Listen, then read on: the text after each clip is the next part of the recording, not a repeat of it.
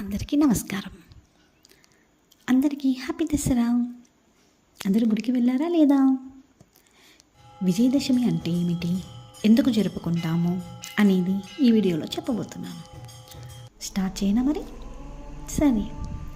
విజయదశమి రోజున మన చరిత్ర ప్రకారం రాముడు రావణునిపై గెలిచిన సందర్భం. అలాగే పాండవులు వనవాసం వెళ్తూ జమ్మి చెట్టుపై తమ ఆయుధాలను తిరిగి తీసిన రోజు. ఈ సందర్భమున రావణవధ, జమ్మి ఆకుల పూజ చేయటం, జగన్మాత అయిన దుర్గాదేవి మహిషాసురుడని రాక్షసునితో 9 రాత్రులు యుద్ధము చేసి అతనిని వధించి జయాన్ని పొందిన సందర్భమున 10వ రోజు ప్రజలంతా సంతోషముతో పండుగ జరుపుకుంటారు. అదే ఈ విజయదశమి. Thank you.